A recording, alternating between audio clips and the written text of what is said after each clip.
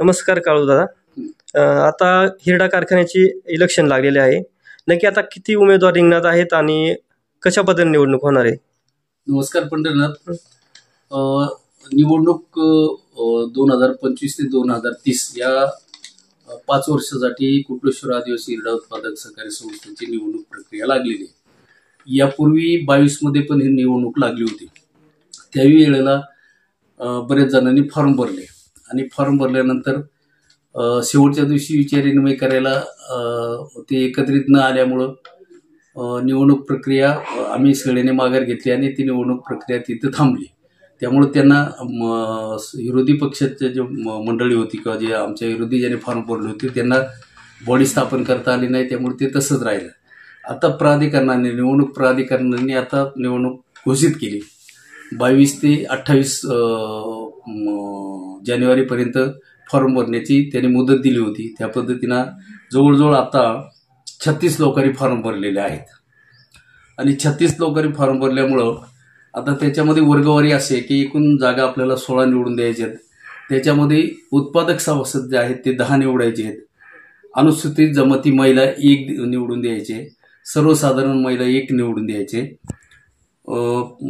त्याच्यानंतर साधारणतः सर्वसाधारण जे ओपन कॅटेगरीचे जे सभासद ते 3 सभासद निवडून द्यायचे. असे साधारणतः वर्गवारी आहे आणि एक अनुत्पादक. तर 16 लोकांना आपल्याला याच्यातून निवडून द्यायचं आहे. अशा पद्धतीची ही वर्गवारी असल्यामुळे आता इथे आपल्याकडे 36 लोकांनी फॉर्म भरलेले आहेत. आता खरं तर बघितलं तर आपली जी संस्था आहे ही आपल्या तालुक्याची किंवा 2 तालुक्याची नाही आहे, तर याच्यामध्ये संपूर्ण पुणे जिल्हा आपला कार्यक्षेत्र आहे. त्यामध्ये मावळ असेल, खेड असेल, राजगुरुनगर, आंबेगाव आणि जुन्नर. आता जास्तीत जास्त आंबेगाव आणि जुन्नरमध्ये हिरडा मोठ्या प्रमाणात उत्पादित होतो आणि खेडमध्ये काही वरच्या पट्ट्यातली जी गावं आहेत तिकडे त्या याच्यामध्ये ते उत्पादित होऊ शकतात.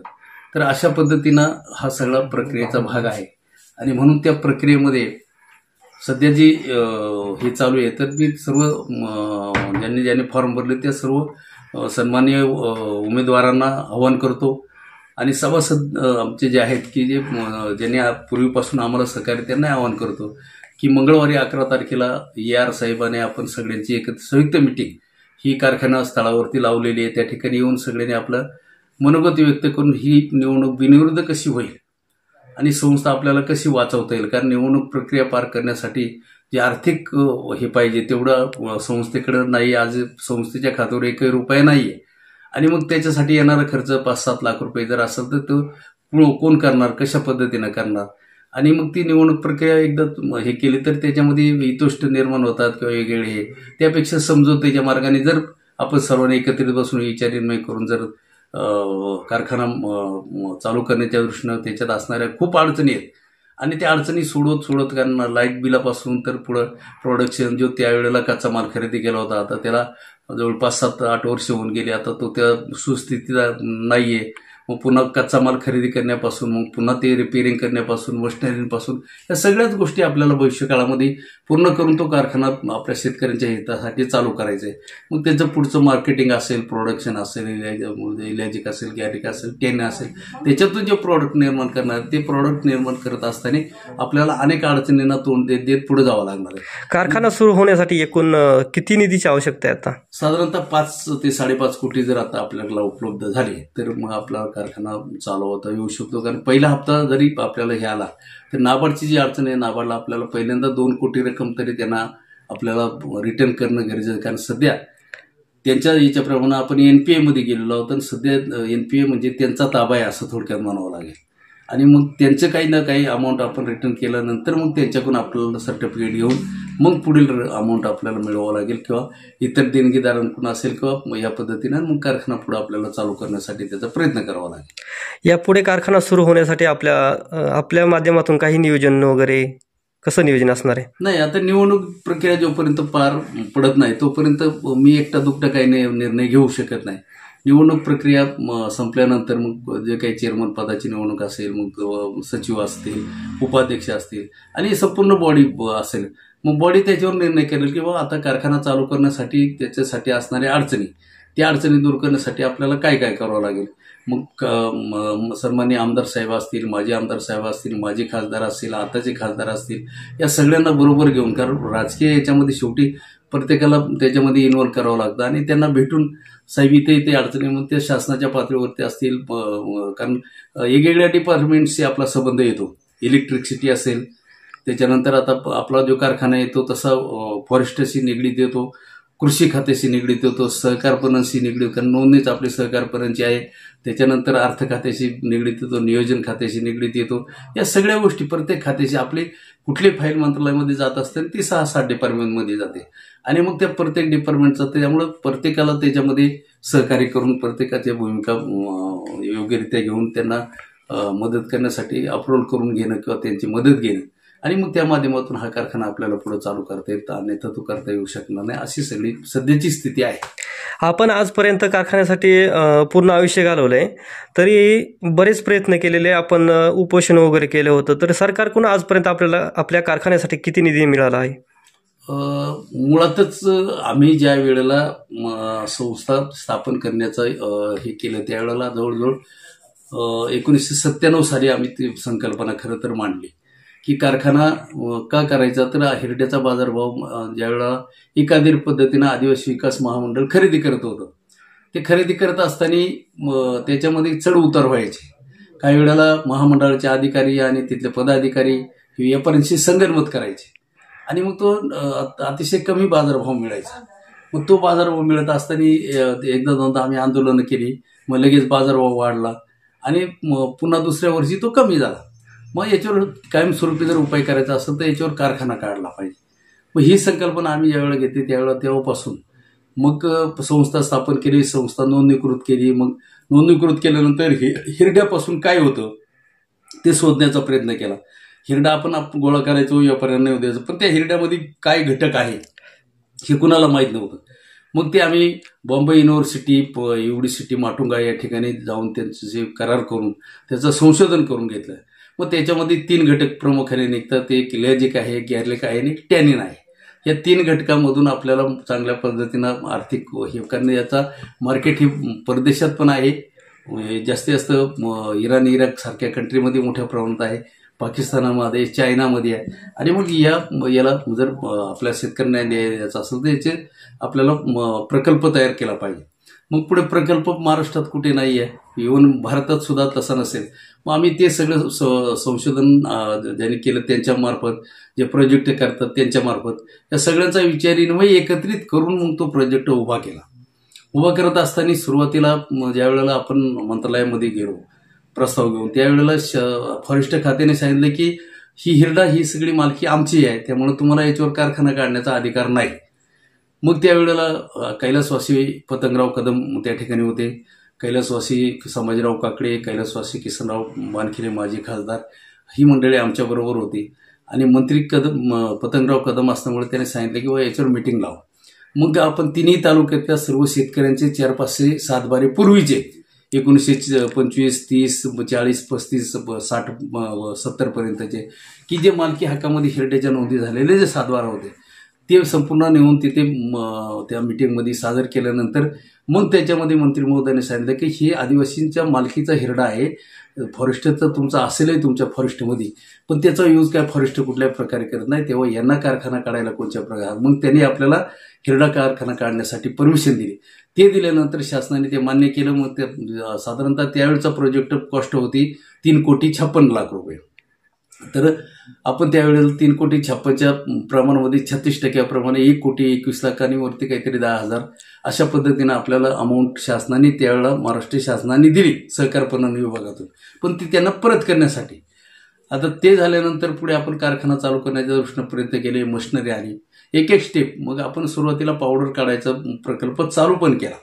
दुर्दैवाने जवळजवळ 2 टन आपली पावडर त्या ठिकाणी तयार झाली होती. आणि पुढे काही विक्रीसाठी रामदेव बाबांचे मार्केटिंग मॅनेजर सारखे काही माणसं येऊन आपल्याला अप्रोच झाले, परंतु आपला बाजारभाव त्यांचा ना आपला बाजारभाव ठरण्यामध्ये थोडीशी तप होत राहील आणि भविष्यकाळामध्ये पुन्हा आपण बसून ते करू असं म्हणत असताना त्यामध्ये लॉकडाऊन लागलं. आणि मग लॉकडाऊन लागल्यानंतर आपला लाईट बिल भरू शकलो नाही. सुरुवातीला काही 2-3 महिने आम्ही भरलं, परंतु नंतर कारण त्या व्यावसायिक बिल असल्यामुळे साधारणतः दर महिन्याला 40 ते 42,000 रुपये बिल यायचं.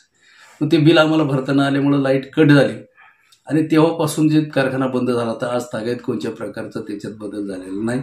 आजही तो त्या स्थितीमध्ये. साधारणतः आपण हा प्रकल्प उभा करत असताना 2008 साली आपण 3.5 एकर जागा ही संस्थेच्या नावे घेतली. त्यावेळेला साधारणतः आपल्याला 14 ते 15 लाख रुपये खर्च आले होते. आणि मग त्याच्यासाठी जे काही परमिशन लागतात महाराष्ट्र शासनाच्या, प्रदूषण महामंडळ असेल, वेगवेगळ्या परवानग्या कारखान्यासाठी घ्याव्या लागतात. ते हे करत असताना त्याच्यासाठी खर्च होत गेला. हा निधी कुठून आणला होता आपण? त्यावेळेला आपल्या सभासदांची जी काही अमाऊंट होती त्यावेळेला जमा झाले. साधारणतः 67 लक्ष रुपये हे आपल्या सभासदांची अमाऊंट त्यावेळेला जमा होती संस्थेच्या नावे. आणि मग त्या पैशातूनच आपण ही जागा आणि खरेदी घेतली होती. पुढे ज्या वेळेला आपला प्रकल्प मंजूर झाला 1,21 लाख रुपये शासनाने दिले आणि ज्या वेळेला 2.5 कोटी रक्कम आपल्याला नाबार्ड बँकेने मंजूर केल्यापैकी त्याच्यापैकी आपण 1,67 लक्ष रुपये आपण नाबार्डचे उचलले. मग त्याच्यामध्ये मशिनरी असेल, बॉयलर असेल,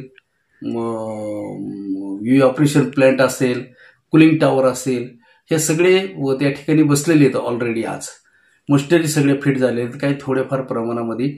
तर त्याच्यासाठी मग ते पैसे देताना किंवा हे करताना संस्था म्हणून आम्ही देत नव्हतो. टेंडर जे झाले ते सहकार आयुक्तांच्या अध्यक्षतेखाली झाले.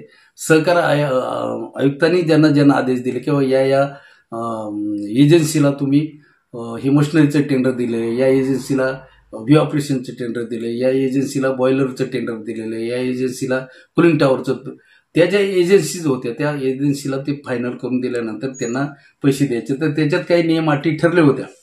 नियम अटी अशा होत्या की त्यांना पहिल्या टप्प्यामध्ये जे काही 20% रक्कम त्यांना अदा करायची. मग ते मशिनरी आल्यानंतर त्यांना पुन्हा 20% रक्कम अदा करायची. त्याला काही नियम अटी दिल्या होत्या. त्या नियम अटीप्रमाणे आपण त्यांना पैसे अमाऊंट देत गेलो. असं साधारणतः 4,70 लाख रुपये आपण त्या प्रकल्पासाठी आतापर्यंतचा खर्च केलेला आहे. पुन्हा ऑडिट असेल, त्याचं युटिलायझेशन सर्टिफिकेट असतील, त्याचं म्हणजे उपयोगिता प्रमाणपत्र असेल आणि दरवर्षी त्याच्यामध्ये ऑडिट होतं. म्हणजे त्यामुळे त्याच्यात कोणी पैसे खाली किंवा त्याचा भ्रष्टाचार झाला असा कुठल्याही प्रकारचा मुद्दा त्याच्यामध्ये नाही. कारण त्याचे 3 ऑडिट त्या ठिकाणी होत होते. कारण सहकार खात्याचं ऑडिट आहे, आमचा अंतर्गत ऑडिटर जे होते ते करायचे आणि पुन्हा शासनाचे ऑडिटर येऊन त्याचे हे करायचे. म्हणजे अशा पद्धतीनं शासनाच्या राज्याचे जे ऑडिटर असायचे ते येऊन ते तपासणी करायचे. त्यामुळे कुठल्याही प्रकारचा भ्रष्टाचार त्याच्यामध्ये झाला नाही. साधारणतः 4.5 कोटीपेक्षा जास्त रक्कम आतापर्यंत तिथं मशिनरीसाठी म्हणजे जे काही मशिनरी होते त्याच्यासाठी खर्च झालेले. आता कारखान्याचे एकूण सभासद किती आहेत? आता 3010. आणि आता नवीन एखाद्याला सभासद व्हायचं असेल तर त्याची अमाऊंट किती आहे? सभासद करता येणार नाही. निवडणूक प्रक्रिया संपल्यानंतर साधारणतः आता त्याची कॉस्ट त्यावेळेला 2,000 रुपये होती आणि 100 रुपये प्रवेश फी होती. म्हणजे साधारणतः 2100 रुपये त्यावेळेला सुरुवातीच्या काळामध्ये आपण घेतो. नंतर शासनाचं धोरण बदललं. सहकार 14 सरकारने एक अधिनियम काढला की ज्या संस्था कोटीच्या पुढच्या आहेत तर अशा संस्थेचा भागभांडवल हे साधारणतः 5,000च्या पुढे असलं पाहिजे शेअर्स. मग आता आपल्याला 5,100 रुपये घेऊन त्या सभासदाला सभासद देता येत. आणि आता हे सभासद आणि आता निवडणूक रिंगणामध्ये असलेले जे उमेदवार आहेत या सर्वांना आपण काय आवाहन कराल?